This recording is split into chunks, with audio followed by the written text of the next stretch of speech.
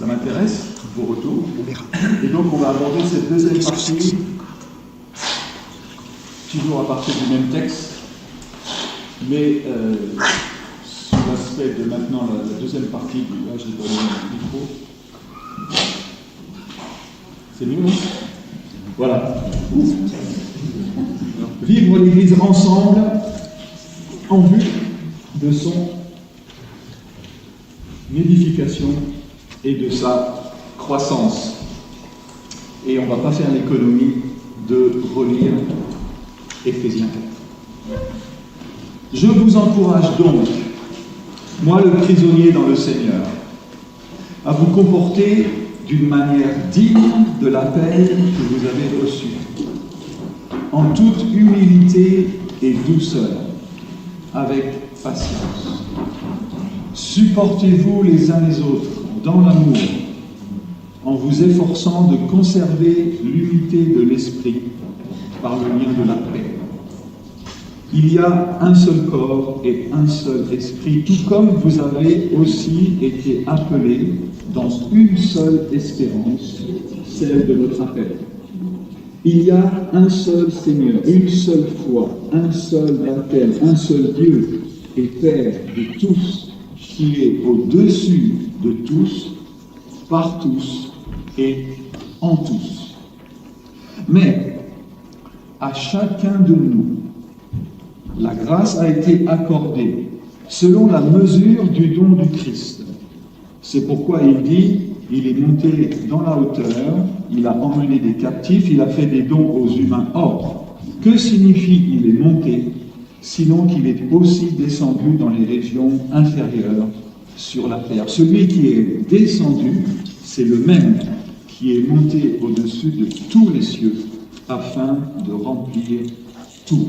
C'est lui qui a donné les uns comme apôtres, d'autres comme prophètes, d'autres comme annonciateurs de la bonne nouvelle, d'autres comme bergers et maîtres, afin de former les saints pour l'œuvre du ministère, pour la construction du corps du Christ, jusqu'à ce que nous soyons tous parvenus à l'unité de la foi et de la connaissance du Fils de Dieu, à l'état de l'homme adulte, à la mesure de la stature parfaite du Christ. Ainsi, nous ne serons plus des tout-petits ballottés par les flots et entraînés à tout vent d'enseignement, joués et égarés par la ruse et les manœuvres des gens. En disant la vérité dans l'amour, nous croîtrons à tous égards en celui qui est la tête, le Christ. C'est par lui que le corps tout entier, bien coordonné et uni grâce à toutes les jointures qui le desservent, met en œuvre sa croissance dans la mesure qui convient à chaque partie pour se construire lui-même dans la gloire. C'était la parole de Dieu. Une unité à conserver, j'en ai déjà dit quelques mots dans l'intervention précédente. Paul nous exhorte premièrement à conserver l'unité de l'esprit par le lien de la paix. D'autres traductions, dans la NBS, c'est « Je vous encourage donc », la Sommer dit « Je vous demande donc instamment », la Darby dit « Je vous exhorte donc ». L'unité n'est pas créée, je me répète, par nos qualités, nos efforts, notre travail. L'unité, elle est donnée par l'Esprit. Et l'Église est ce lieu où on apprend à vivre l'unité, à la conserver, à la cultiver. Il s'agit d'une marche, comme je l'ai dit ce matin. Et les deux conditions essentielles de l'unité, eh bien, ce sont les deux caractéristiques qu'on a trouvées aussi chez le Seigneur durant son ministère terrestre, c'est l'humilité et la douceur. Voici ce que dit Adolphe Monod, sur le commentaire de ce verset 3. Il ne faut pas s'étonner de voir les chrétiens exhortés à garder une unité qui est le fruit de l'esprit. Car s'il n'est pas en leur pouvoir de la créer, il dépend d'eux de la troublé. L'unité de l'Esprit est celle qui règne entre tous les membres du corps de Jésus-Christ. Elle est recommandée par la lettre et par l'esprit de l'Évangile. Elle est le fruit de la charité et de l'unité même de l'Esprit qui nous occupe ici. Mais elle peut être trop recherchée. Et si on la subordonne, et si on lui subordonne les intérêts de la saine doctrine ou de l'amour fraternel, elle se change en un principe faux et dangereux. La place seule que lui donne ici Paul suffit pour montrer l'importance, pour nous en montrer l'importance. Qui de nous, voulant exposer les obligations morales du croyant, aurait songé à commencer par l'unité de l'esprit? C'est que la vie chrétienne est essentiellement une vie commune et que l'union des membres entre eux est aussi nécessaire à la santé du corps que l'union de chacun d'eux avec la tête. Fin de citation. Le lien que la paix procure. Paul veut que l'on maintienne l'unité par la paix et non qu'on l'on cherche la paix par l'unité. C'est le rapprochement des cœurs qui produit l'harmonie des vues. Cette unité à laquelle Paul exhorte les croyants, nous exhorte, elle existe. Dieu l'a faite. Et il ne faut que la laisser paraître. C'est une unité à l'image de la Trinité. Alors on a vu que le fondement de l'Église, il est christologique. Eh bien, il faut rappeler ici que la nature de l'Église, elle est trinitaire. Et on l'a vu dans la lecture qu'on vient de faire. Le Saint-Esprit, il y a un seul corps, un seul esprit. Ce seul corps qui est l'ouvrage de ce seul esprit. Le Fils, un seul Seigneur, une seule foi, un seul baptême, une seule foi en lui, un seul baptême en son nom. Et puis le Père, un seul Dieu et Père de tous. Et ces trois-là sont un. Le Père, c'est Dieu qui règne au-dessus de tous. C'est Dieu sur nous. Le Fils, c'est Dieu descendu sur terre, qui séjourne au milieu de nous. C'est Dieu parmi nous. Et le Saint-Esprit, c'est Dieu qui, pénétrant dans les cœurs, qui habite au-dedans de nous. C'est Dieu en nous. On a donc ici un élément fondateur du projet de Dieu, l'unité avec la diversité. Une diversité qui est à l'image du Dieu trinitaire.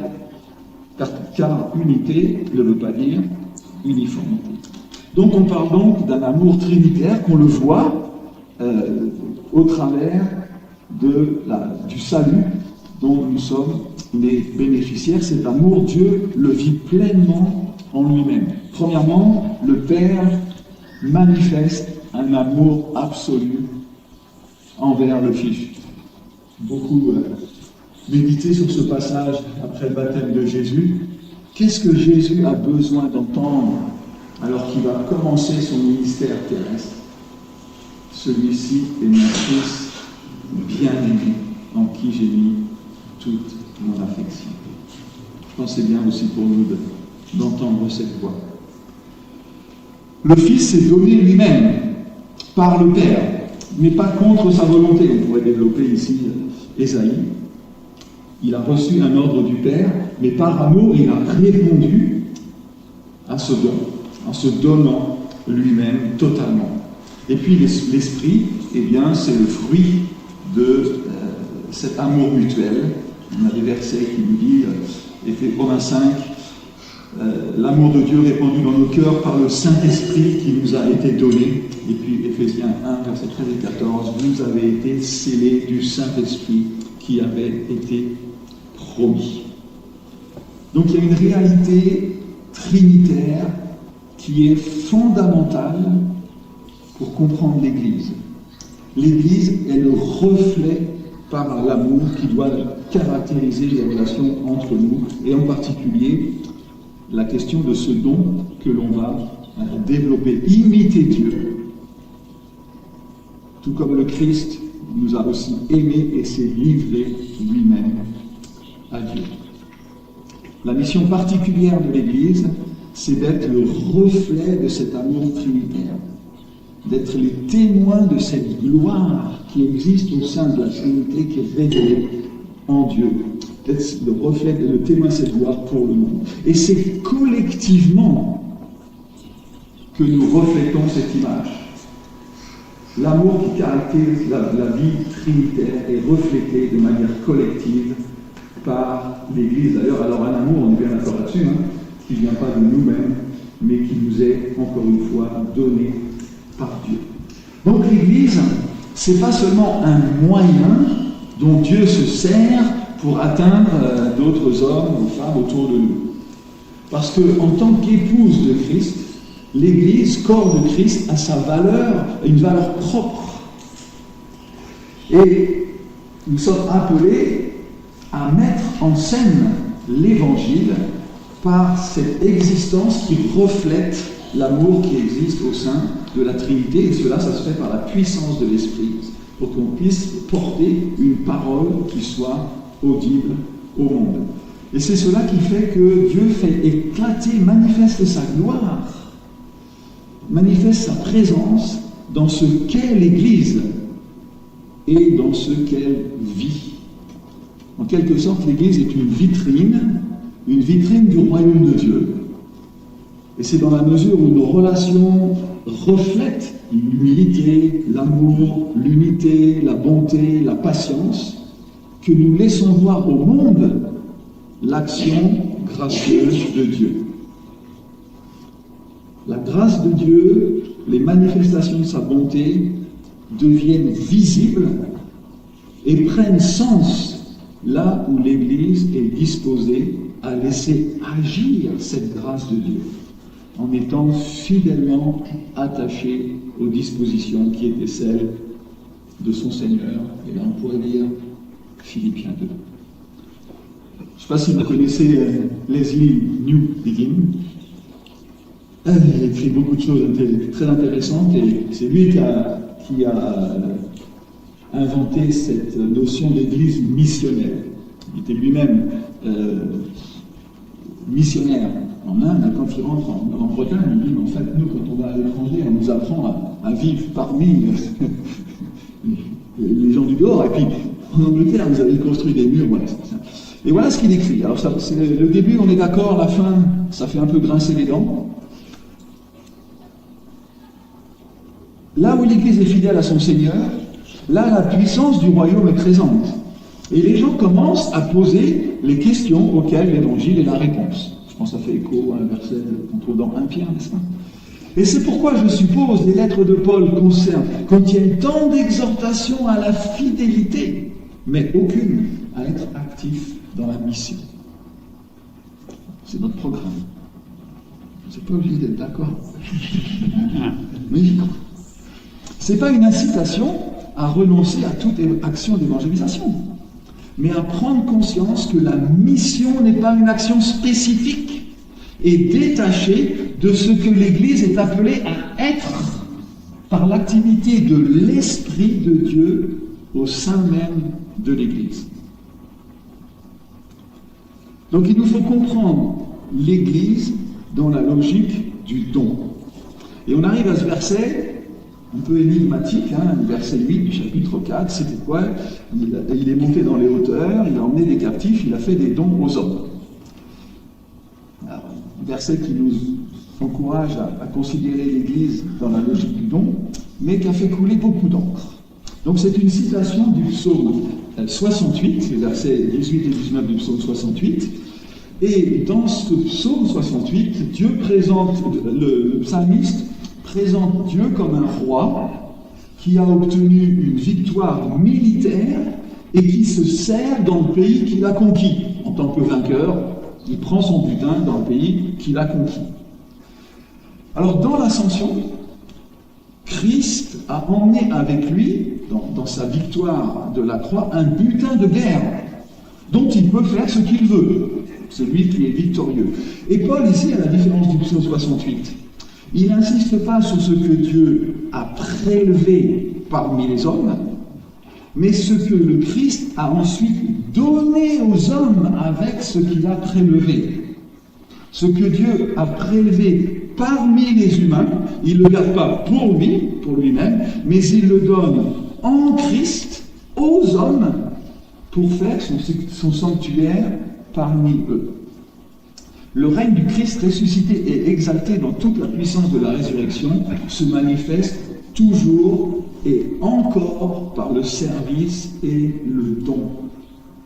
Dieu se donne par son esprit répandu sur son peuple. Et par son esprit répandu, il fait des dons à son Église pour la construire, la nourrir et en prendre soin. Et c'est dans cette perspective qu'il faut lire et comprendre la liste des dons que Paul fait au verset 11. Les captifs qu'il a pu faire, ceux qui sont entrés dans la foi, dans cette réconciliation offerte en Christ, ces captifs, il les offre à l'Église comme fruit de sa victoire, dans un but précis d'édifier son peuple. Et donc c'est en apprenant à voir la scène du monde selon Dieu, en Christ,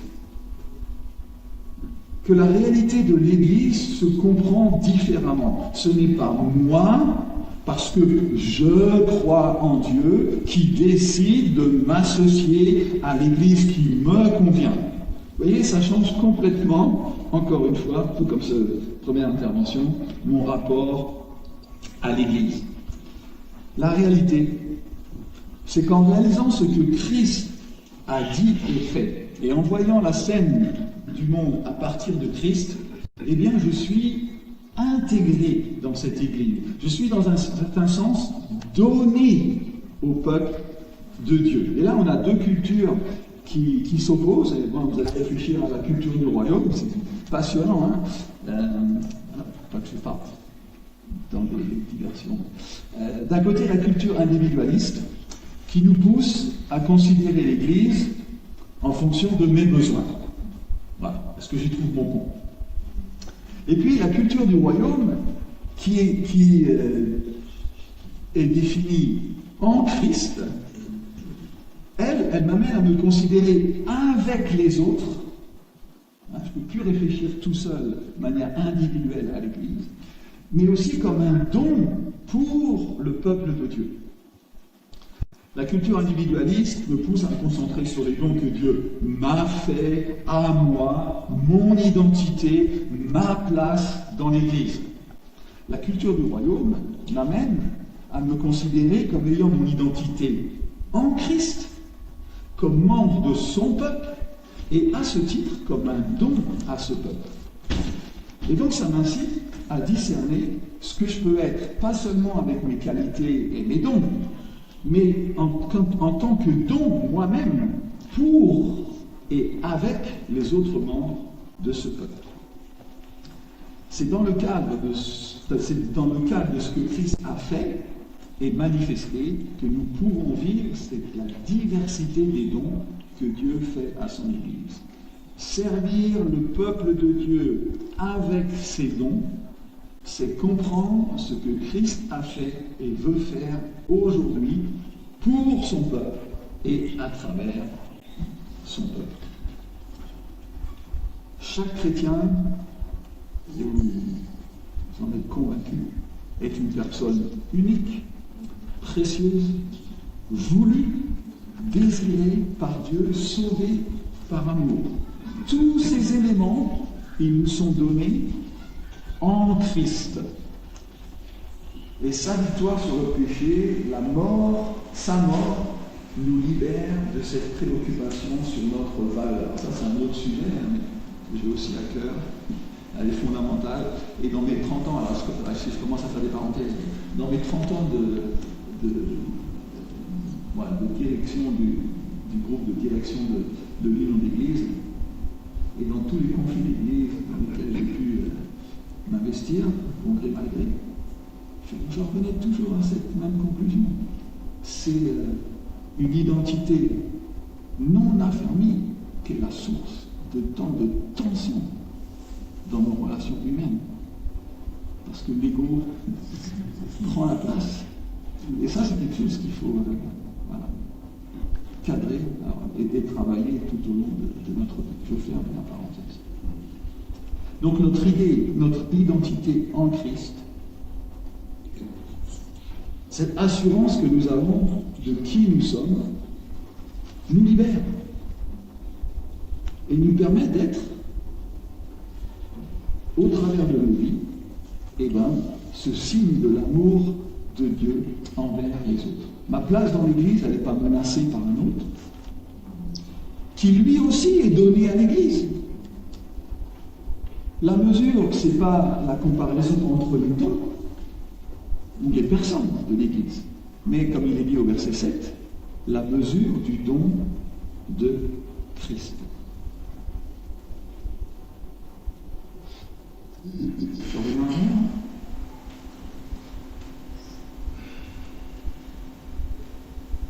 Dieu donne et se donne en Christ et par l'Esprit pour réaliser ce projet conçu de toute éternité, celui d'être en communion, en partenariat avec l'homme en tant que gardien de la terre. Et la réalité de l'Église fait partie de ce projet. C'est dans ce cadre que Dieu fait des dons à son peuple. Dieu est ce roi généreux qui fait des dons divers à son Église, et en particulier par les ministères et les charismes. L'Église fait partie de l'économie du don de l'Évangile, de ce Dieu qui donne, qui se donne et qui pardonne. Dieu nous donne tout pleinement en Christ. Et en se donnant à nous, et en nous donnant les uns aux autres, dans ce corps articulé, qu'on voit à la fin du passage qu'on a vu, dans une humanité renouvelée, différenciée, qu'on appelle le corps de Christ. Et donc on arrive à cette question de la diversité des charismes. Parce que c'est à partir de ce verset de maintenant que Paul fait la liste des 5 noms qui découlent de cette victoire. Alors là, cette liste, c'est des ministères de la parole, principalement des ministères structurants de l'Église. Il y a d'autres listes dans d'autres épîtres, 1 Corinthiens, Romains, qui évoquent d'autres dons, qui eux sont distribués par l'Esprit. Vous avez vu que ici, c'est les dons que Christ fait à son Église. Et ce n'est pas une liste exhaustive. Ce sont des dons que Dieu fait au peuple, à son peuple, pour que le peuple de Dieu puisse vivre son existence de mission. Et donc l'idée, le but, l'essentiel du propos de Paul, c'est pas de faire des cases, mais plutôt de montrer que l'unité fondamentale du corps, le fait qu'on soit un corps uni, eh bien, ce corps, il s'articule avec des dons qui sont différenciés. Tous n'ont pas le même rôle. Les ministères sont divers, tout comme l'Église. Et ces dons, ils sont donnés de Dieu et sont mesurés justement par rapport à l'Évangile et pas par rapport à des qualités humaines. Ce sont ni des pouvoirs, ni des propriétés personnelles. Alors là, il y aurait vraiment la place pour faire des applications très pratiques, et je vous laisserai le faire tout seul, au groupe, mais parce que je pense que c'est cette compréhension, cette saine compréhension de l'origine des dons et du pourquoi des dons qui nous permettent de les vivre dans la diversité dans l'Église, en unité. Parce que Paul dit « mais à chacun de vous ». Donc l'unité de l'esprit n'exclut pas cette diversité des charismes ou des dons. Il y a diversité dans l'unité, unité dans l'université, c'est la loi, et Dieu lui-même est à son image, comme on l'a vu. Dieu est un dans son essence, mais divers dans ses perfections. Et encore une fois, de ce point de vue, l'Église reflète l'image de Dieu. Donc, Paul, quand il nous donne cette exhortation dans ce texte, eh bien, il nous invite, il nous exhorte à nous prémunir contre les tentations de jalousie ou de gloire propre qui pourraient découler de cette diversité des dons qui sont distribués par le Seigneur comme il veut, n'est-ce pas? Alors, loin de troubler l'unité, et ça c'est vraiment important à voir, c'est que cette diversité, au contraire, elle révèle cette unité. Pour deux raisons. Tous les dons proviennent d'une même source, n'est-ce pas? C'est Jésus-Christ qui fait des dons à son Église, et tous les dons n'ont qu'un seul objectif, se rapportent à une fin commune. Les dons sont donnés à l'Église pour l'édification du corps. Donc il n'y a pas la place pour autre chose que la recherche de l'unité. L'Église se comprend donc le mieux dans la logique du don. C'est d'abord la personne de Dieu qui se donne par le Fils et par l'Esprit, on l'a déjà vu, et c'est ensuite les liens du salut, qu'on connaît, qui sont donnés avec, en et par Christ, régénération, justification, sanctification, et ainsi de suite. Et puis ensuite, il donne aussi des biens, tous les biens qui sont liés à ces dons, et qui manifestent cette réalité opérée en Christ, les signes de la grâce, de sa grâce pour l'Église. Alors, très très vite, je ne rentre pas dans les détails, ce n'est pas les objets, mais on va voir que ces dons, ils peuvent être différents, de différents types. Okay, ils peuvent être miraculeux pour certains, quand on parle des guérisons, prophéties peut-être, ou pas. Ils peuvent être ponctuels, tels qu'il y a des attitudes qui durent constamment. Plus permanents, un don d'enseignement par exemple. Il y a aussi des dons qui sont institués, de berger, dans le sens plutôt comme synonyme de prophète ancien, en tout cas vu sous l'angle du don, sont reconnus par l'Église. Plusieurs de ces ministères, et ça je pense que c'est aussi très important quand on parle dans l'ensemble de ce discours et des dons en particulier, plusieurs de ces ministères ne sont pas donnés uniquement à une église locale. Il y a des ministères, des dons qu'on pourrait appeler translocaux. Peut-être par exemple les apôtres, les prophètes, les évangélistes. Alors dans notre tradition évangélique, on insiste beaucoup sur l'église locale, nos besoins de l'église. Ok, on est bien clair, l'église locale, c'est le rassemblement de l'église de Dieu dans un lieu donné. Mais lorsque Dieu fait des dons à son église, à une église, c'est pas forcément à l'église locale. On se concentre sur les besoins de l'église, notre église locale. C'est légitime. C'est l'ordre du jour, n'est-ce pas? On s'occupe aussi de notre corps personnellement, si on suit l'image du corps. Mais quand on considère l'Église, du point de vue de la scène mondiale de l'Évangile, on ne peut pas en rester là. Dieu donne des ministères à l'Église une, et ces ministères n'appartiennent pas à l'Église locale comme une possession. On se bat avec ça, on se bat. Mais voilà, encore une fois, faire comprendre à l'Église locale qu'elle n'embauche pas son pasteur, que son pasteur ne lui appartient pas.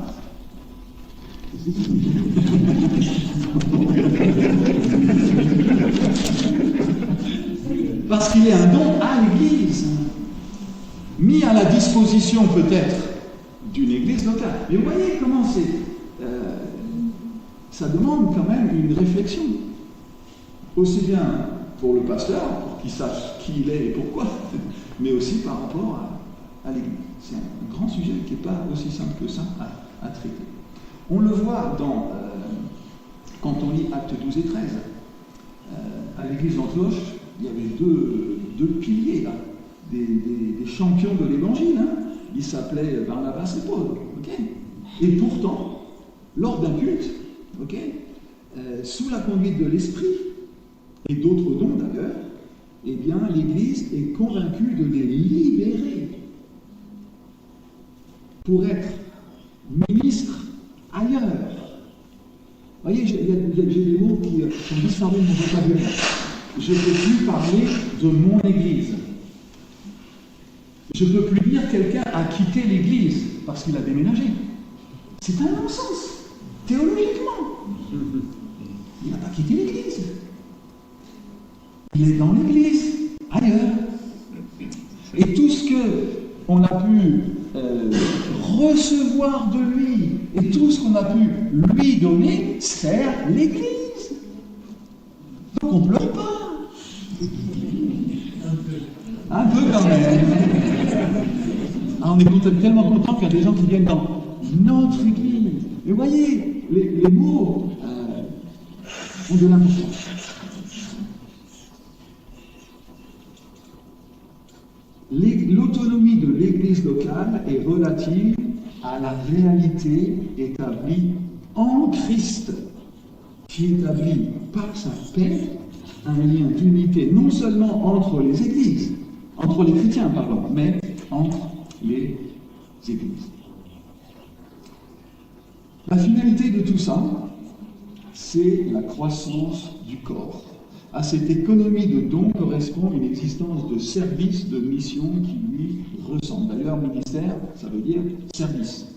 Le Christ glorifié sert son Église par son esprit et sa parole, au travers de ministères qui, à leur tour, servent les chrétiens, pour qu'à leur tour, les chrétiens aussi servent. C'est ce qu'on va voir. Et donc, les chrétiens sont eux-mêmes en service. Et la formation dont Paul parle au verset 12 vise ce service. Ce service, c'est l'édification du corps, c'est la construction du corps. Et donc, cette construction implique, parce que on fait partie du corps, ça implique chacun de nous personnellement, mais la croissance de chaque partie du corps est au service de la croissance de l'ensemble du corps.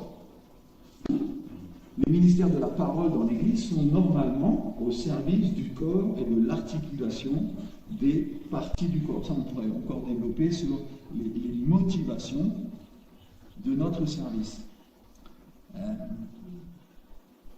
En fait, si on a un membre du corps, si on prend le corps physique, un membre du corps qui grandit indépendamment d'une autre, on va arriver à quelque chose de monstrueux. Quelle est la finalité? Donc ce corps implique chacun de nous personnellement.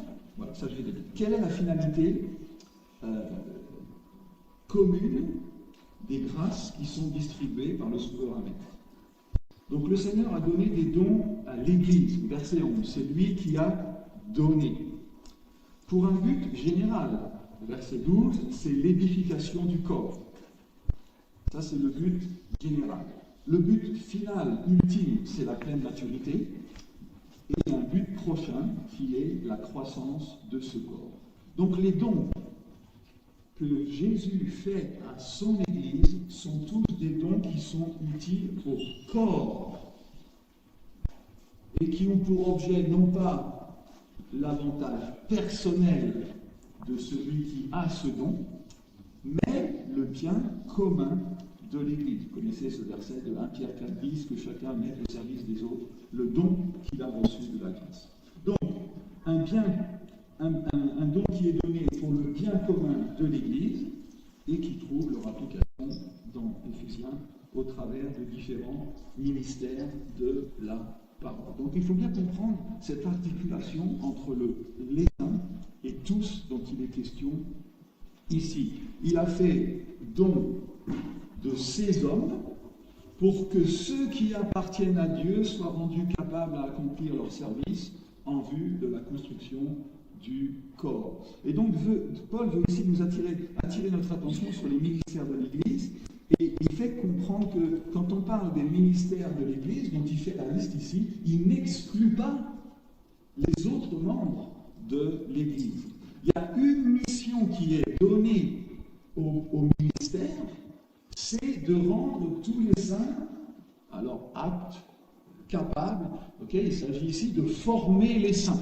Ça, c'est la mission des ministères qui sont donnés au corps, afin que la mission qui concerne tous les saints, le service et l'édification, la construction de ce corps. Donc une unique mission qui est liée au charisme et 2 missions qui concernent tous les saints, avec une finalité commune, jusqu'à ce que nous soyons tous parvenus à l'unité de la foi et de la connaissance du Fils de Dieu. C'est vraiment ce que Paul décrit ici dans l'articulation entre le tous et chacun pour une croissance harmonieuse du corps. Ce n'est pas le progrès spirituel de l'individu dont il est question. Ici, il est question de la croissance de l'Église. Et la croissance de chaque membre est un moyen, et le moyen unique pour procurer l'accroissement du corps tout entier. Et ça va me servir de conclusion. C'est par lui que le corps tout entier, bien coordonné et uni à toutes les jointures qui le desservent, met en œuvre sa croissance dans la mesure qui convient à chaque partie pour se construire lui-même dans l'amour. C'est par lui que le corps tout entier, dans la mesure de chaque qui convient à chaque partie. Un corps en bonne santé grandit de manière harmonieuse. Et la construction de l'Église, alors on l'a vu, temple de Dieu, là où Dieu habite par son esprit. Cette croissance est animée par l'Esprit de Dieu et se fait dans cette articulation entre les parties qui grandissent chacune à sa mesure, afin qu'on puisse croître tous ensemble pour l'accroissement de l'ensemble. Le but positif de Dieu dans ce projet de croissance du corps, je ne peux pas grandir tout seul. Je ne grandis pas sans toi. Je ne grandis pas sans ce don que Dieu fait à l'Église par toi. Et donc c'est toute une autre manière de vivre, de penser la sanctification en tant que participant à cette nouvelle humanité. Et tout ce que Paul va développer après le verset 17, qu'on n'a pas le temps de voir, mais vous pouvez voir, surtout le verset 25, de manière plutôt négative, doit être mis en perspective avec ce projet de Dieu d'une humanité renouvelée. Ce qui est visé, c'est ce qui a marqué au verset 13, l'unité de la foi et de la connaissance du Fils de Dieu, à l'état de l'homme adulte, à la stature parfaite du Christ. Tout cela ne peut être réalisé qu'ensemble, les uns avec les autres, les uns pour les autres, et dans le but de la croissance harmonieuse du corps. Le but ultime, jusqu'à ce que nous soyons tous parvenus à l'état de l'homme adulte. L'homme parfait, adulte, c'est l'homme arrivé à l'âge viril, par opposition à l'enfant, mais ce n'est pas de l'individu dont il est question ici. On parle de l'Église dans ce chapitre. L'Église qui est comparée à un homme qui est parvenu à la maturité. La plénitude de Christ dans l'Église suppose et renferme la plénitude de Christ dans chacun de ses membres dont l'Église se compose. Et c'est en ça qu'on peut parler de plénitude des plénitudes. Cet état, donc cette Église, à l'état de l'homme adulte, à la mesure de la stature parfaite de Christ, eh bien on est dans cette tension du déjà et du pas encore. Okay. C'est un but à poursuivre ici-bas, qui nous est donné en Christ, mais on reconnaît qu'elle ne sera pleinement réalisée que dans la vie future. Alors on a commencé en retard, et je me suis permis quelques digressions, ce qui fait que j'ai parlé 39 minutes, alors j'avais prévu d'en parler que 35. Mais je vous laisse quand même ces questions, et après je laisse la main aux organisateurs dans la liberté. Ce qui est super quand vous êtes invité, c'est que vous ne gérez pas l'après-vente. Après, on réinvite ou pas, et ça, c'est pas le 2 questions. Comment la logique du don à l'image des relations au sein de la Trinité, vient-elle impacter la compréhension de ma place dans l'Église et ma compréhension de la mission de l'Église? Première réflexion. Et puis, voilà, pour vous, membres de l'EPI, voilà, comment est-ce qu'ensemble, avec les dons que Dieu a donnés à son Église, eh bien, nous pouvons grandir ensemble à la stature parfaite du Christ. Voilà, je vous remercie pour votre attention. N'hésitez pas à me faire des retours. Donc j'ai mes petits papiers encore. Il reste un bon quart d'heure. Normalement c'était 12h30. Et je ne sais pas jusqu'à combien de temps vous pouvez résister à Jean. Mais en tout cas, voilà, j'ai des questions qui sont là. Et je vous laisse, merci. Et je suis disponible aussi, voilà, si vous avez des questions. Ce qu'on va faire, on va garder les mêmes groupes, comme ça, on ne perd pas le temps à chercher le groupe. On a 15 minutes, mais on peut aller un peu plus loin. Juste après ça, c'est le repas de midi. Donc, on va prendre le temps qu'il faut pour en parler. Ce sont des questions pertinentes. Avant de se séparer en groupe, je crois que Jean-François avait quelques informations importantes pour la suite et puis tout le monde dans le groupe.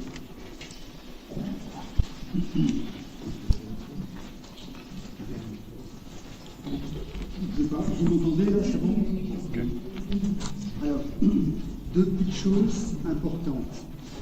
La première, c'est que dans les mails que vous avez reçus cette semaine, c'était signé le comité d'organisation.